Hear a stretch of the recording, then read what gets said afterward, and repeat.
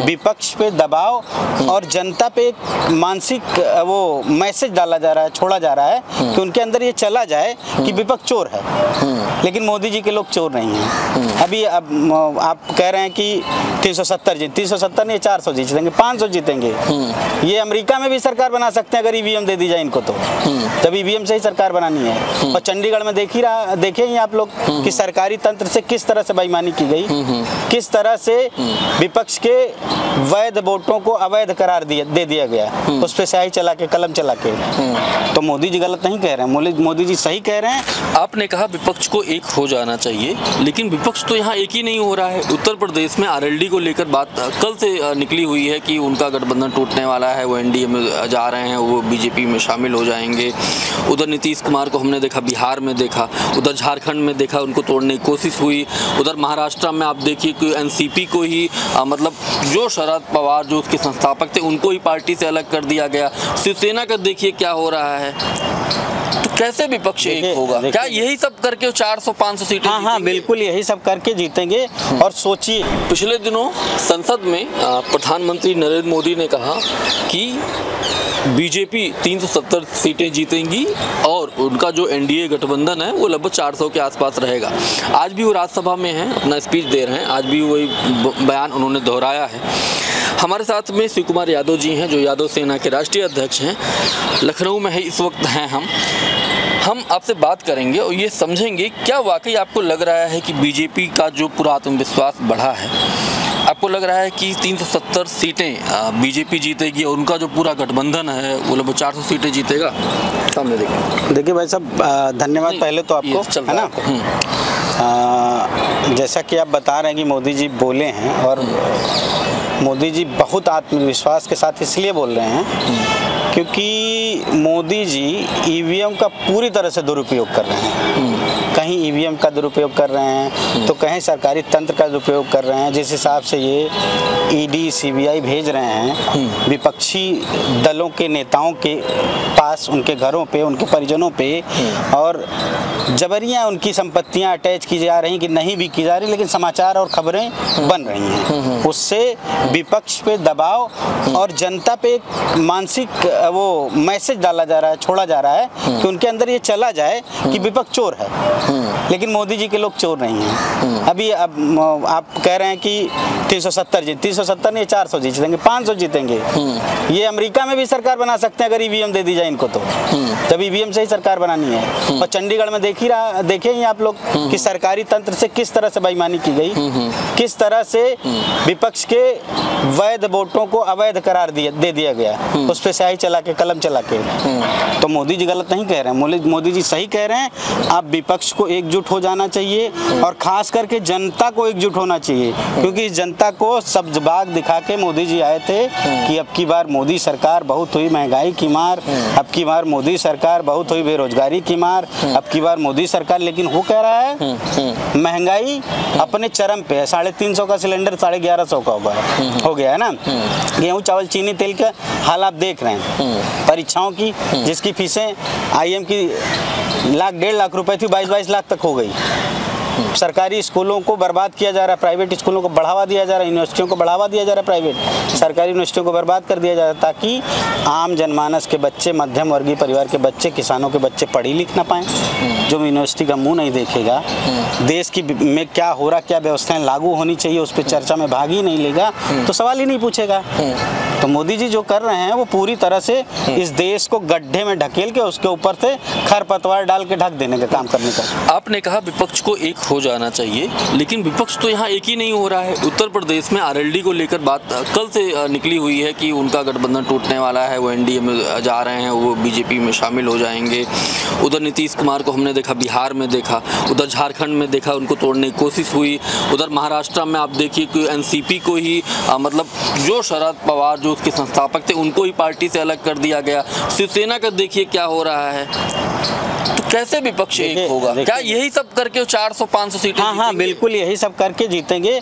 और सोचिए कि जिस मानसिकता के आज के नेता हैं, डरे हुए लोग, चाहे शिवसेना के एकनाथ शिंदे हों, चाहे आप जिन जिन लोगों का नाम लिए, नीतीश कुमार तो कई बार पलटी मारे हैं, और अजीत पवार पवार साहब के, शरद पवार जी के भतीजे हैं। शरद पवार जी को अपने भतीजे पे विश्वास करके शरद पवार ने खुद अपने पैर में कुल्हाड़ी मार ली, जब जान रहे थे कि एक बार ये बदमाशी कर चुका है राजनीतिक लाभ के लिए और अपने आप को बचाने के लिए, तो दोबारा भी कर सकता है। तो आप भतीजे के मोह में पड़ेंगे तो आप धृतराष्ट्र बन के काम नहीं कर पाएंगे। आपको अपना दिमाग खुला रखना चाहिए था, आंखें खुली रखनी चाहिए थी, सब देखना चाहिए था। अब नीतीश कुमार के बाद अभी आप नाम ले रहे हैं राष्ट्रीय लोकदल के चौधरी जयंत सिंह का। अभी जयंत सिंह का ना तो कोई बयान आया है, ना इधर से कोई बयान आया है। लेकिन अगर जयंत सिंह जाते हैं तो जयंत सिंह अपने ऊपर उन लाठियों को कैसे जस्टिफाई कर पाएंगे जो किसान आंदोलन में भाजपा शासित सरकार ने मरवाई थी, योगी की पुलिस ने मरवाई थी। तब तो लाठियां गिनी जा रही थी कि एक युवा नेता और प्रधानमंत्री के, पूर्व प्रधानमंत्री के पोते के ऊपर लाठियां बरताई जा रही। उस पूर्व प्रधानमंत्री को जो किसानों का नेता कहा जाता, जाट होने के बाद भी जिसको यादवों का नेता कहा जाता था, उसको क्या मुंह दिखाएंगे? कभी अपने दादा के फोटो के सामने खड़े हो पाएंगे चौधरी जयंत सिंह? अगर खड़े हो पाएंगे अपना जमीर बेच के, तो ये भी नीतीश कुमार बन जाए, ये भी एकनाथ शिंदे बन जाए, कोई दिक्कत नहीं। अगर इन्हीं तरीके के लोग आज़ादी के समय रहे होते तो मुझे लगता नहीं कि हमारे देश को आज़ादी मिल रही थी, आज भी अंग्रेजों का शासन होता। इस चंडीगढ़ वाले मसले को लेकर सबसे बड़ी बात ये, सुप्रीम कोर्ट में बहुत सारे लोग कह रहे थे सुप्रीम कोर्ट ये मामला जाना ही नहीं चाहिए था, क्योंकि ये चुनाव आयोग का काम था, चुनाव आयोग उसको देखता। आपको लगता है चुनाव आयोग पिछले राज्यों के चुनाव में जिस तरह से सीधे सीधे दखल देता है, दखल क्या देता है? इतने बड़े बड़े जो सत्ता के जो नेता हैं, धार्मिक उसकी बात करेंगे, हनुमान की बात करेंगे, राम की बात करेंगे, और ऐसे ऐसे तरह तरह के बयान हमने दिल्ली चुनाव में देखा। जिस तरह से वो अनुराग ठाकुर जिस तरह से बयान दे रहे थे, संज्ञान क्यों नहीं ले रहा है वो? मतलब क्या, मतलब क्या संस्थाओं का इस तरह से होगा सब? देखिए, अभी जो भारतीय जनमानस में एक मैसेज पहले था कि चुनाव आयोग जो है, भारतीय चुनाव आयोग एक स्वतंत्र संस्था है, जिसके ऊपर राजनीतिक दलों का या प्रधानमंत्री का कोई जोर और दबाव नहीं रहता, ये स्वतंत्र होकर काम करता है।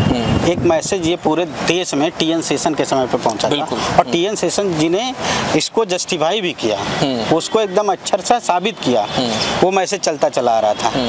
लेकिन हमारे देश में हिस्ट्री के प्रोफेसर को आरबीआई का गवर्नर बना दिया जाता है। तो मालूम है इससे क्या साबित होता है? इससे साबित होता है कि अपना जूता ढोने वाला हम आरबीआई गवर्नर बना सकते हैं, अपना जूता ढोने वाला हम भारतीय चुनाव आयोग का चीफ बना सकते हैं, जो हमारे हिसाब से काम करे। और वही हो रहा है। इनके सारे प्रदेशों में जितने भी चुनाव होते हैं, वहाँ पे जो चुनाव अधिकारी भेजे जाते हैं, केंद्र सरकार भेजती है। आप देख लीजिए ना, इसी आप उत्तर प्रदेश की हालत देख लीजिए, सैकड़ों सीटें ऐसी थी जहाँ पे इनको सर्टिफिकेट नहीं दिया जा रहा था जीते हुए लोगों को, या रिकाउंटिंग में हरा दिया गया।